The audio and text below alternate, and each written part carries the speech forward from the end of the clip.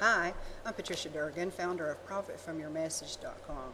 I'm at the Philadelphia Christian Writers Conference run by Marlene Bagnall. If you get a chance, check it out online. Do consider coming here next year. It's wonderful. And one of the wonderful gifts that's available is a superb faculty. And one of those members is here. Da-da, Tim Shoemaker. Da-da-da-da. Thank you for joining me. I appreciate your time. I'm happy to be here. Good. Yeah. So Tim writes nonfiction as well as fiction. He's all across the board.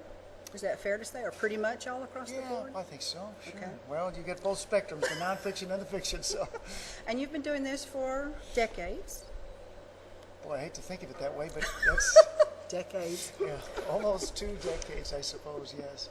He's going to tell us about his website and about his latest series in just a moment. But first, we're going to ask him,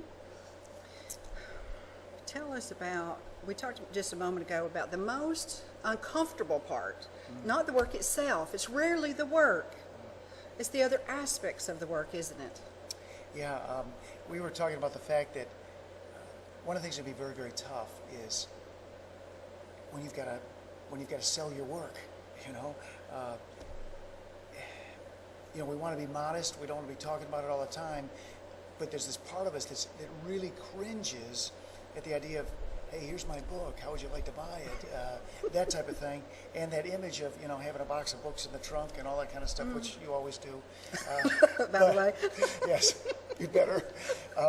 So one of the things for me is I had to get over that feeling myself of, I don't want to be tooting my own horn here and kind of keeping a lower profile. And that's kind of a flawed perspective. And because in a way, it's sort of akin to shame. And so we have to be careful of that. There's nothing to be ashamed of here. And I guess here's where I come at.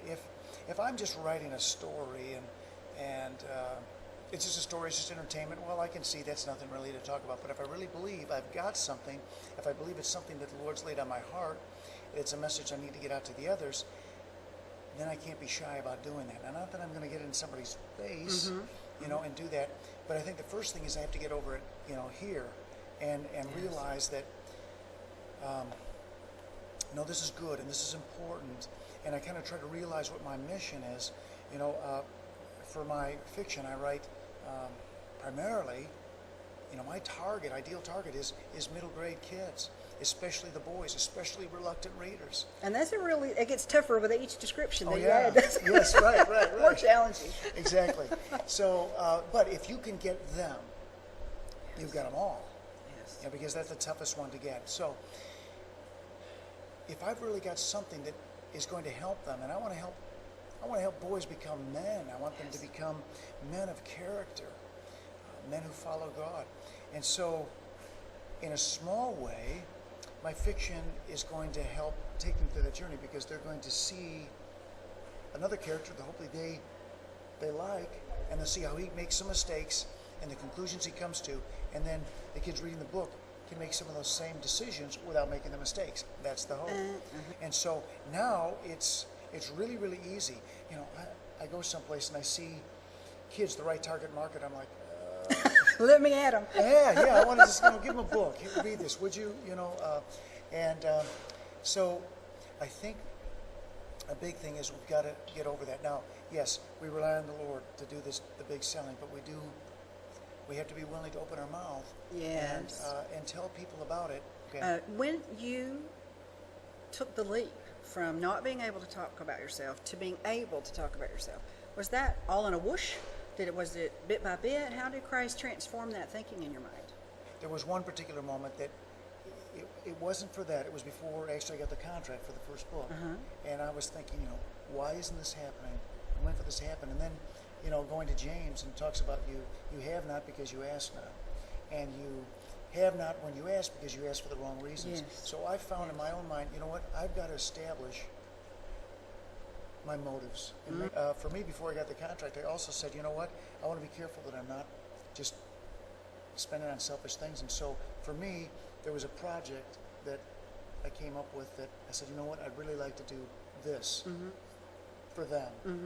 And that's the first thing I want to do when I get this contract. And so within 2 weeks, actually, the contract came, so that was amazing.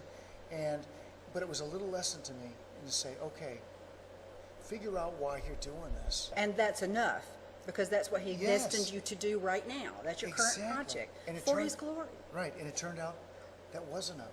And the other thing kind of faded to the side, and it was really about, hey, I know that this can help. Here's We where need to we're at. make the point that Tim, he still has the same character, he still has the same personality. You're still Tim, but now you're comfortable talking about Tim's work. Right. And that was the Lord's doing, because that was such a stumbling block for you. It was a real stumbling block. It is for other people also. Right, no, but the truth of it is, he has us all on a journey. Yes. And when I'm writing, especially for a younger audience, I see myself, by God's grace, as going through a minefield. And I came through with my limbs intact. All right? Now, I'm turning around and I'm shouting to those on the other side of the field, and I'm warning them about the traps in my own way. Yes. And they're so out there, and they take out so many people. So I'm passionate about the message now, because I know that these things can really help, and by God's grace, I wouldn't even be where I'm at. We can be passionate about helping them that are coming up behind us. So that's what that fuels me. Yes, and it's obvious, it comes across in your spirit. If you get a chance to attend a class taught by Tim, and you do other things as well, but specifically for writers and speakers conferences, go sign up for Tim's class. And you have a website, and what's your latest series? How many books have you published now?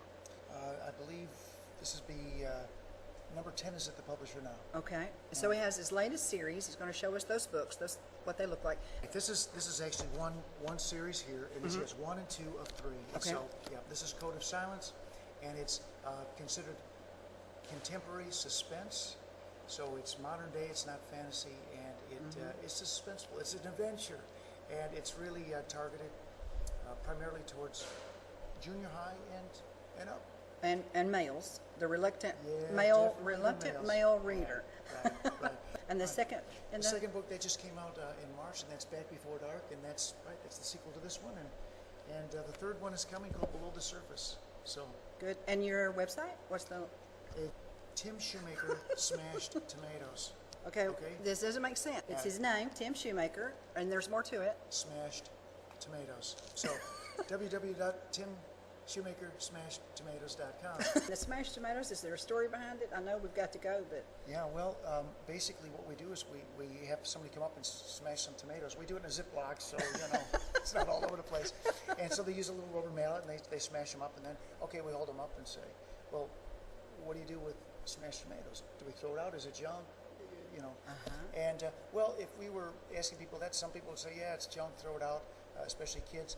Others would say, no, wait a minute, that's the beginning of some things we really like. Oh, that's right, like pizza and salsa and chili and lasagna and spaghetti. perfect point. And so we say, yeah, in the hands of a chef, a smashed tomato is just the beginning of things we really love. And now we sort of transition on that and say, there's times in life when we're all going to feel like smashed tomatoes. We feel like junk because we're not the most handsome or the most pretty, or we're not the most athletic, or we don't have the same abilities, or we mess up. Yes. And we feel like junk. And it's at those times we want to remember that God is like a heavenly chef. He makes great things out of messed up lives. And Amen. so, we recount the story of Moses, right? I mean, he was in a position to help his people. He messed up. And now he's on the run in the desert. And what do you think he felt like? I would guess like a bag of smashed tomatoes. And God transformed that smashed tomato man into one of the greatest leaders of all time. And so we need to remember, when we feel like junk, and we will, many, many times in life, right? We need to give it to God, because He makes great things. Thanks very much for watching. Bye-bye. Thank you.